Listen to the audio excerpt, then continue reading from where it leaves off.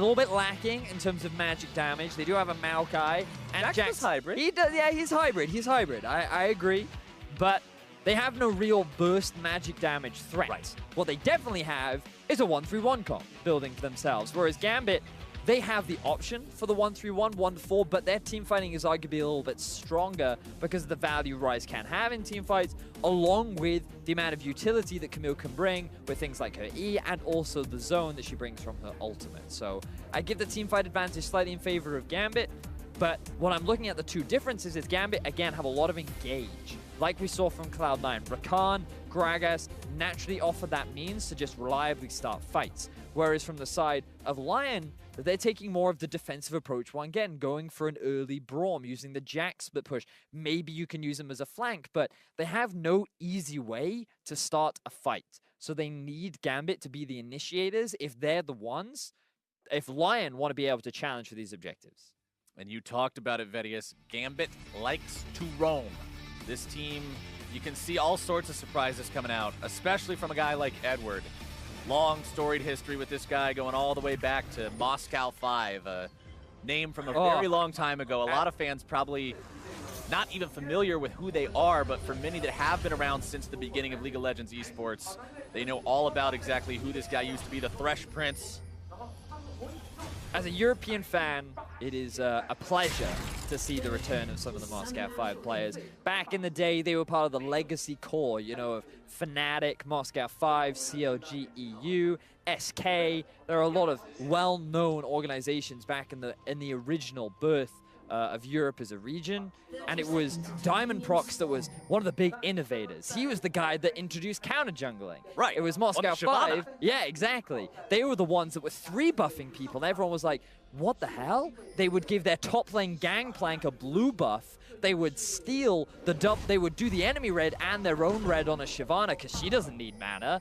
And it was all kinds of creative and innovative new strategies. And now Diamond Proxy's back. He's a legacy player. He went from EU, where he didn't have the greatest success, towards the Russian League. And even in the Russian League, he did not have that same level of success either. He has been struggling. Now, for many years, he is back on the international stage. And you have to remember that when you think back to how many pros are still around from 2012, not many. It's exactly not that many. So the guy, he's been trying to keep his skill up. He's been trying to stay relevant to a lot of the young players that come onto the scene. And when you think of young players, it's very easy to just look at this lineup and see how well Diamond Prox, a very old legacy player, will stack up against some of this young individual talent.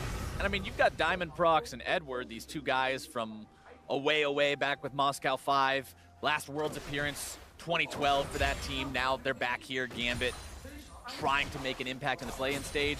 But you've also got Kira and PvP Stayhost, and these are names for people who watched Albus Nox Luna in Worlds 2016. These guys had a hell of a showing of their own. Oh, they certainly did. Albus Nox Luna getting a win over the Rocks Tigers in the group stages and upsetting both CLG and G2, coming off to being able to make it out of the groups and go to the quarterfinals. So they were exciting players to watch. It's now exciting to see how they've grown as early level 2 from the LYN bottom lane. And White Lotus jumps right into the mix now. Going to be knocked up into the air by Edward, but not before grabbing some good damage onto Blasting. Gambit Esports bottom lane going to be on the back foot for now, up against this LYN superstar 80 carry, the guy that we saw not die until the very final team fight in their match up against Team WE. And we have talked a lot about Gambit and how it's exciting to see them back on the stage, but we've already seen LYN play once today, and as a team, they definitely impressed. They held their own against WE. They showed their mechanical prowess and their ability to go toe-to-toe against one of the best Chinese team fighting teams. And now we get to see how they will hold up against Gambit, because they've drafted a bit of a different composition this time around. Again, they do have the 1-3-1, but you still have so much carry potential, but now from even more players. Giral on the Jax going up against the Camille. Feels like they were kind of expecting it, as it is a bit of a counter pick in its ability to just freely farm during the laning phase. And we'll see how well they can set up this 1-1, because it is a much harder strategy to be able to execute, especially when you look at LYN and you feel like their team fighting is just so good. And for LYN Gaming, we mentioned a little bit in Champion Select how when you're not one of the Pool 1 teams in the group, you really want to make sure that you're trying as hard as you absolutely can to beat the other non-Pool 1 team. If these guys lose this game, they'll start day one off at a 0-2 record, which is absolutely not where you want to be, especially considering you're only going to be playing 4 games. That means the best you can do is break even. LYN really needs to win this game if they want to look strong heading into the second day.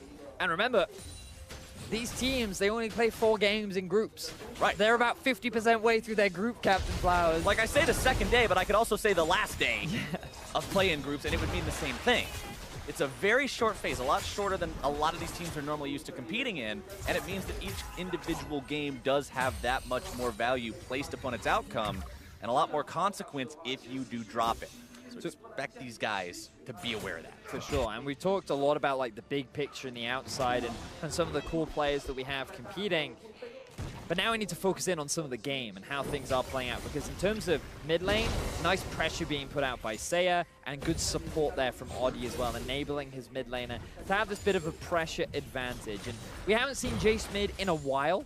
I think it actually is one of the good answers to Ryze. I think that he can trade pretty effectively. You can itemize early magic resistance, but also you're allowed to run TP in the middle lane so that you can answer if the Ryze decides to go off onto a side lane. But speaking of Ryze, he's one of those players that has so many creative uses with his ultimate about how you can punish teams if they're in a poor position, and you can go for that sneaky rush of a Baron or a Dragon, or maybe even set up for that multi-man roam down to one of the side lanes.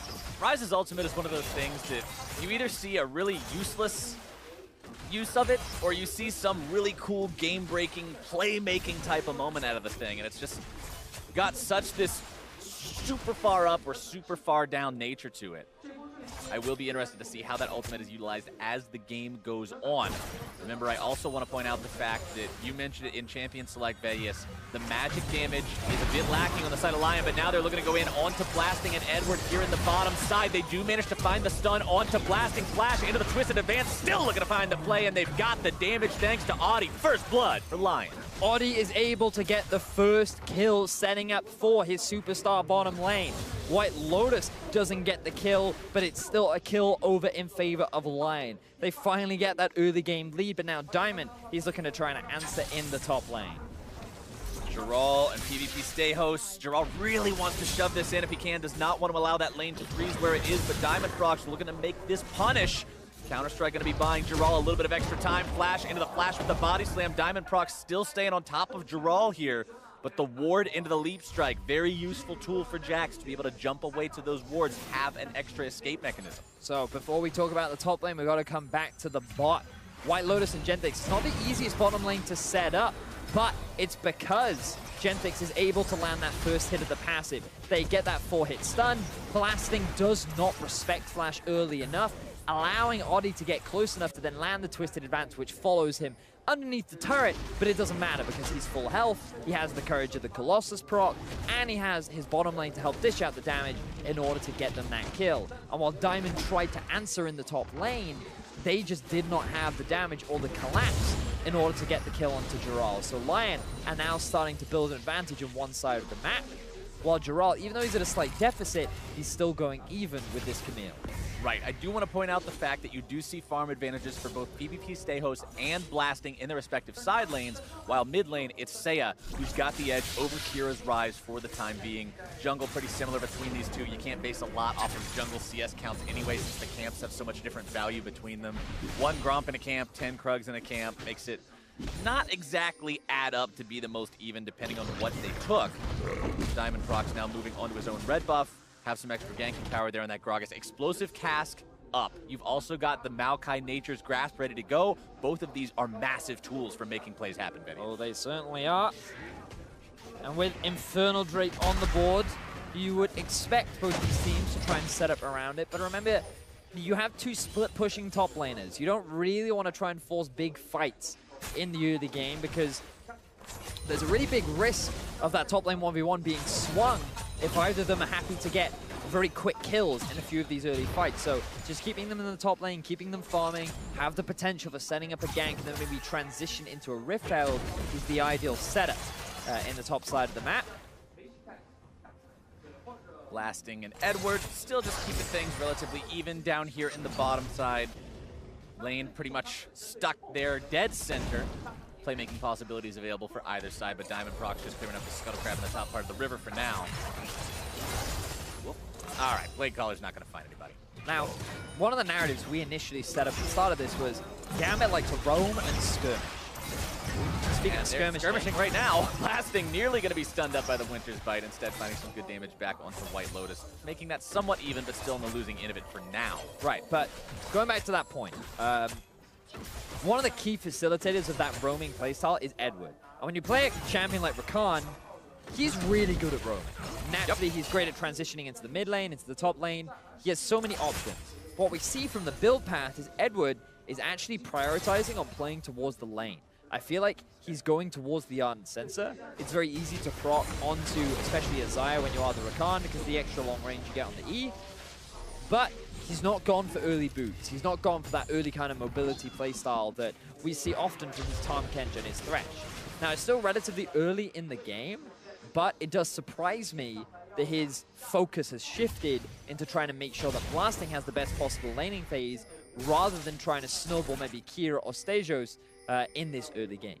All right, Cinder Hulks completed onto both junglers, by the way, so that tankiness is going to be starting to multiply as they buy more health items as the game continues. You can see a little bit of a difference in philosophy between the top laners as well. Trinity Force Rush coming out for Giral, while PvP Stayhost wanted to go for the Ninja Tabbies first and foremost, reduce some of Jax's damage power against him, and then opt into his own Trinity Force components. We know both of these champions excel with that item.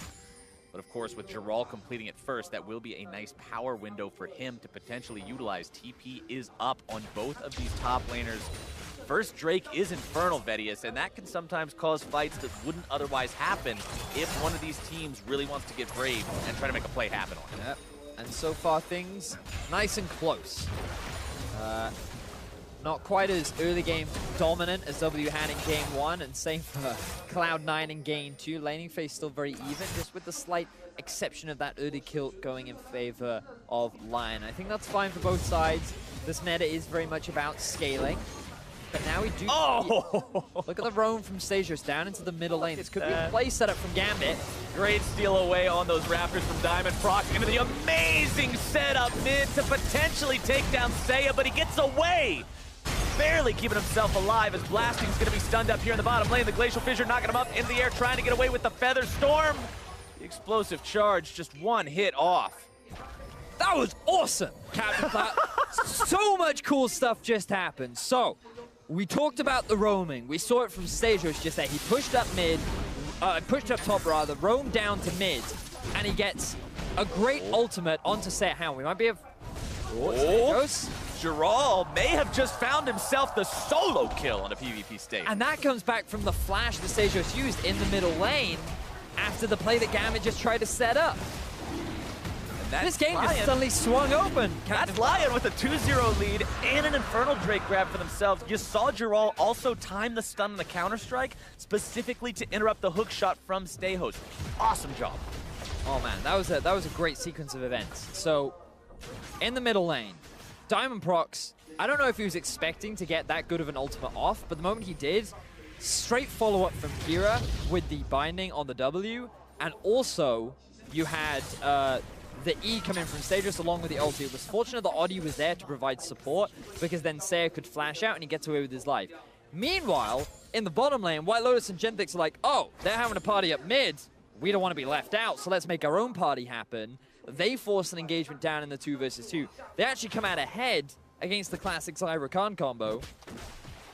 And they're so close to killing Blasting, who saves his ultimate right till the very end to avoid that last bit of burst damage so that he ends up walking away with his life. But because the bottom lane was forced back, it allowed the Dragon to be an open window, and Stasios also ended up dying, so there was no TP threat coming out from the top laner. So even though no one died in the initial set of plays, the pressure that was gained enabled LYN to then turn that into a bunch of objectives around the map. LYN now with a nearly 1,000 gold lead for themselves, 2 kills up with that Infernal Drake in the pocket, and the next Drake will be yet another Infernal Vedius. So expect the tempo of this game to not get any slower as we move forward here, closer and closer into the mid-game. Stayhost jumping in here onto Giral. issuing that Hex Tech ultimatum to keep him in place as Diamond Proc shows up as well, finding the cask. Oh, a disastrous ultimate. Here comes Brawl. Actually knocking Giral away to safety, and now Diamond Proc's gonna be the one who's caught out here. Gentix sending out the Glacial Fissure as Seiya grabs the kill with the Shock Blast. Not the execution that Gambit needed. And this is Gambit sticking to their style. They're trying to force skirmishes. They're trying to roam around the map. They moved Kira up into the top lane, and they used his ulti to come down mid, but then LYN were ready and waiting. They didn't even have vision in the river. They either had a feeling or they were in the right place at the right time, but regardless, they turned it around in their favor. Gentix was also able to roam up, and right now they're 3-0 over Gambit. Remember, expectations by many of the fans were that this is the return of Gambit. They're going to be the second seed in this group. And right now, it is LYN, after a great performance in Game 1 against WE, that are having another great performance up against this Gambit squad. They beat Gambit to the punch in terms of grabbing the first turret. Blasting and Edward trying to make sure they even that one up by grabbing this one here in the top side. They will have to wait for this next minion wave to do so. But considering LYN already got the bonus for the first one, it's still going to be a gain for them. LYN, we're seeing so far, Vedius, this was not just a fluke in game number 1. It wasn't just a good showing and the team's actually not that great. They're still doing the same kind of things they were doing in game number 1 against WE here against Gambit. Yeah, and I feel like they just feel more confident now. It's almost like after that loss to WE, they have that sense of, we can do this. You know, we can make it out of groups. We can bring it to the best of them. And WE, we heard in the interview from Mystic afterwards saying, that was a hard game. You know, like, they made us work for that win. And right now, LYN are putting the pressure onto Gambit. And again, just look at where the gold is right now for LYN. You've got a 1-0-1 Jax in the top lane. You've got a 1-0-0 Jace in the mid. And while White Lotus doesn't have any kills, he's well on track to completing his very early static shift too, which is going to give him a pretty significant power spike. And that on center from Edward still yet to be completed. Yeah, 16 minutes into the game will be a bit slow for the Ardent Sensor.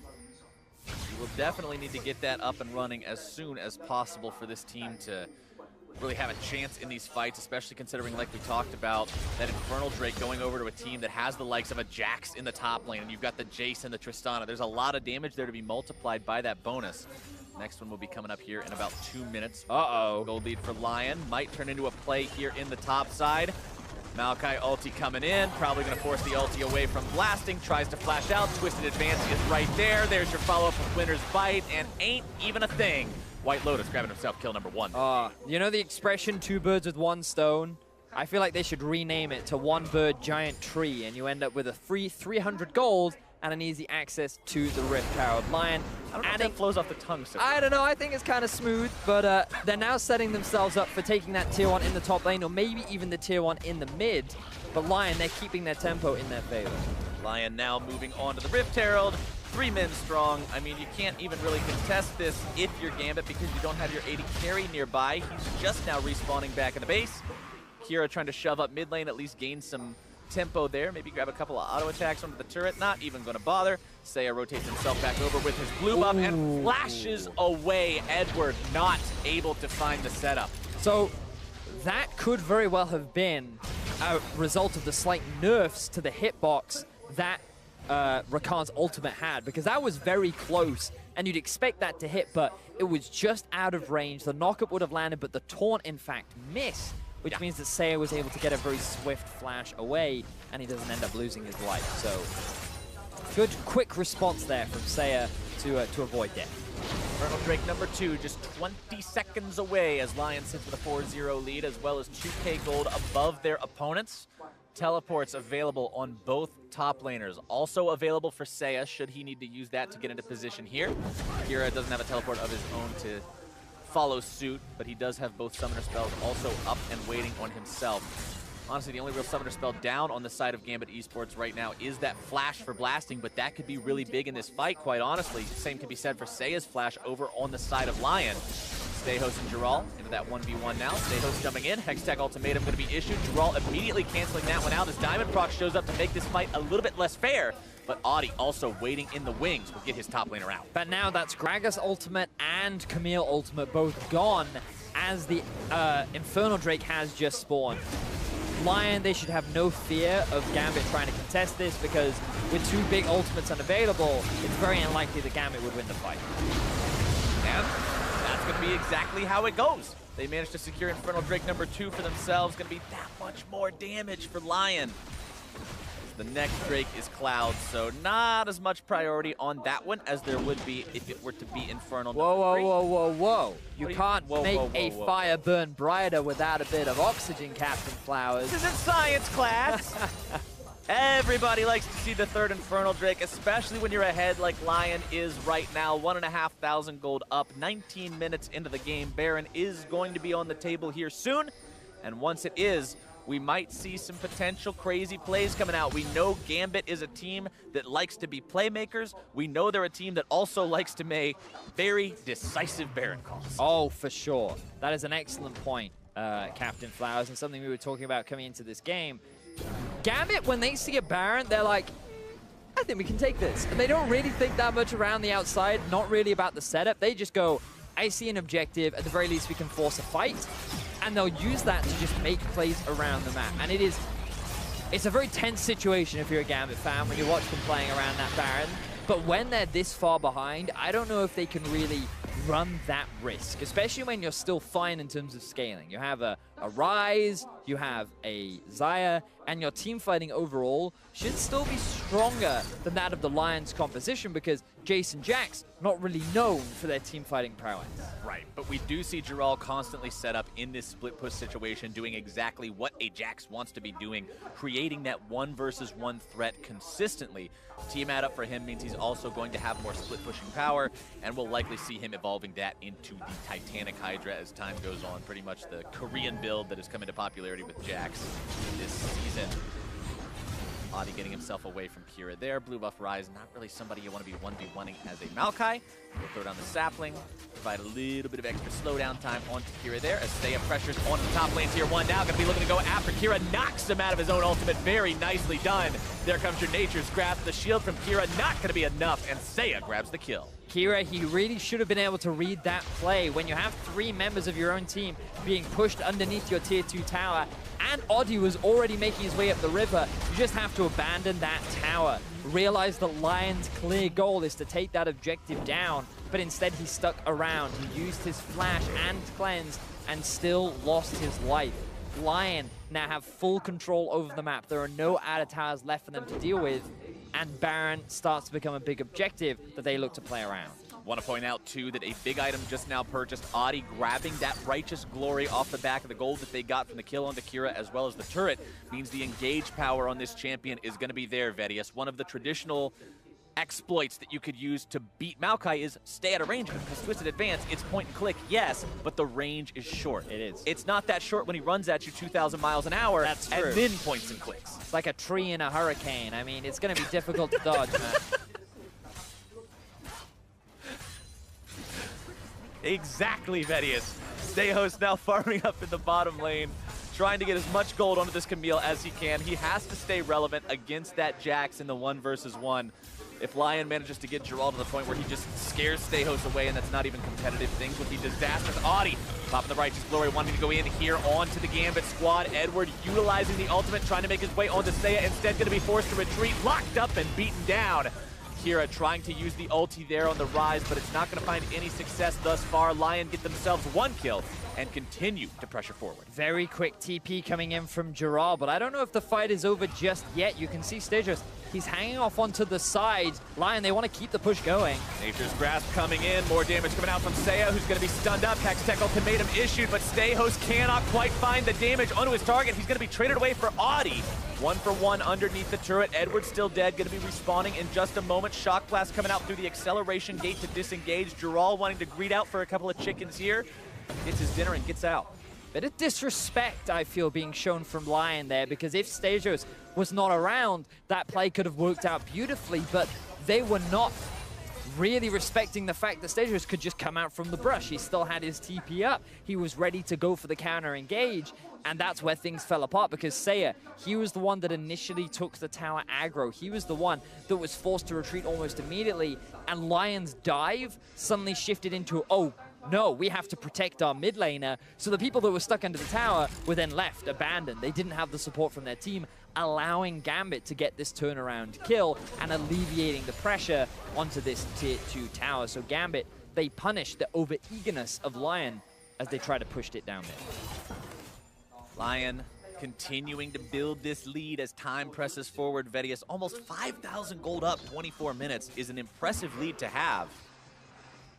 And it's going to be up to them to push the tempo of this game even further. LYN is in the driver's seat. They have been for the almost entirety of this game. Yep. And Gambit will need to constantly keep eyes open, looking for any opportunity to punish a mistake from LYN, to utilize those playmaking talents that everyone on this team has to maybe catch someone out, maybe take advantage.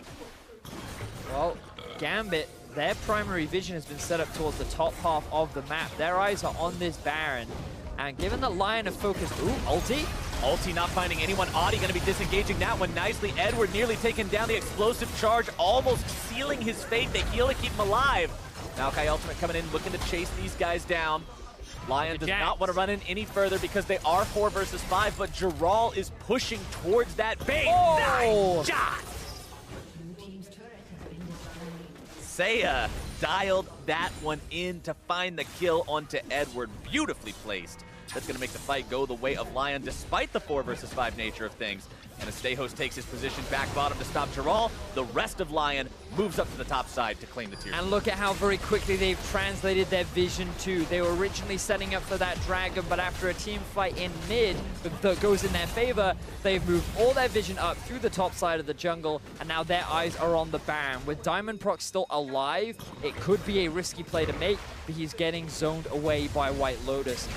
LYN just keep finding these successful fights. They're utilizing this split push in Giral, and I'm just so impressed with how regularly they're able to turn these fights in their favor, even though they only have 4 members, demonstrating once again the the raw talent potential that is on this lineup for LYN. Giral now 2 levels up over PvP Stayhost. He's got himself a 2,000 gold advantage to go with it. He's got a red buff. This Jax is absolutely disgusting at this point in time. Stayos' Camille stands really no chance in the 1 versus 1 situation. You can see they're bringing Kira down now to try to help him maybe bait the Jax into a deceptive 1v2. It will not happen.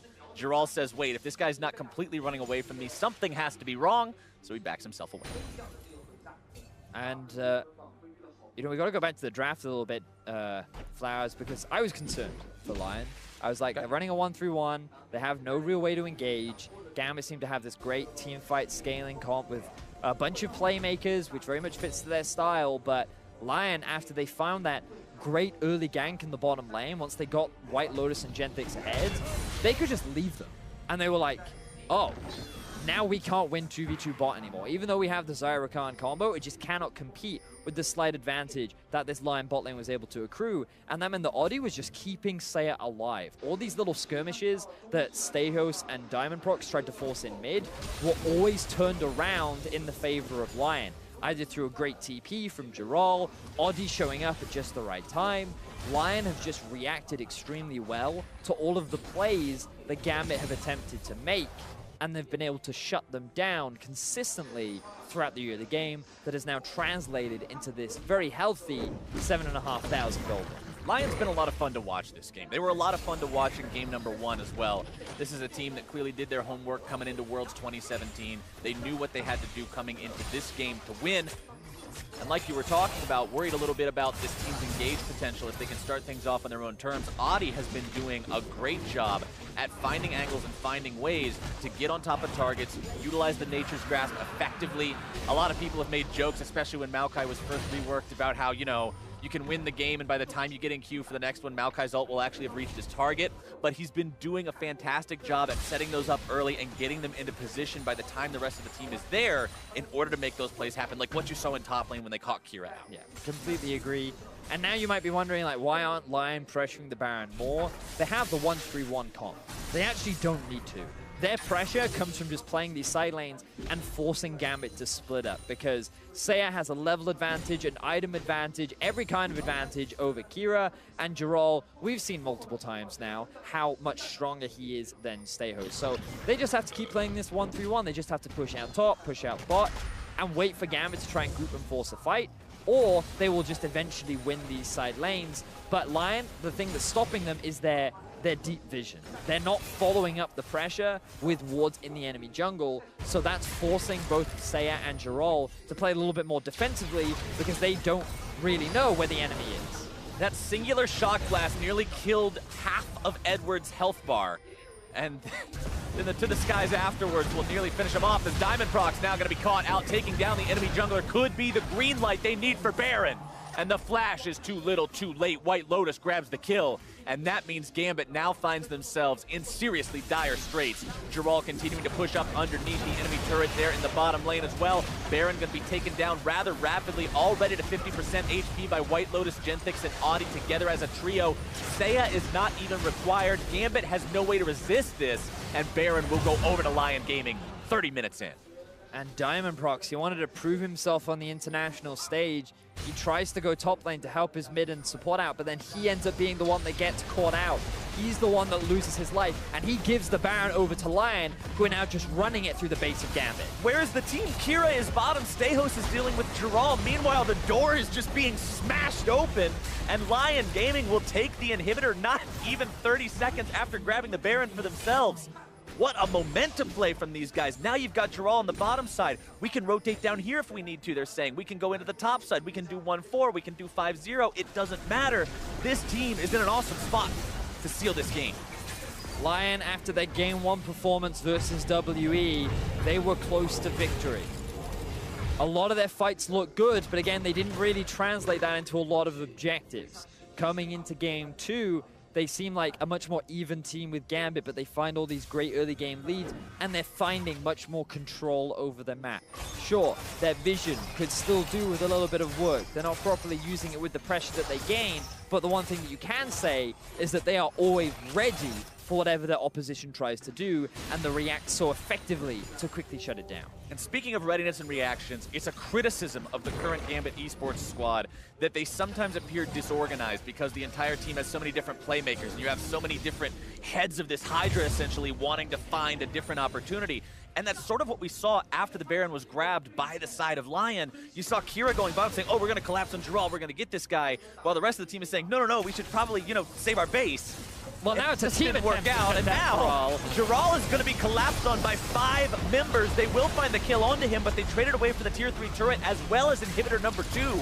That's still a good trade for LYN. Yeah, they're more than happy to give away their top laner. Jarol, he still has a healthy KDA. It's not the end of the world for him to die. Sure, he will lose the Baron, but now you can just group as a 5-man, sit in the bottom lane, have Jarol maybe even push mid to just empower or just drag the minions rather into the base.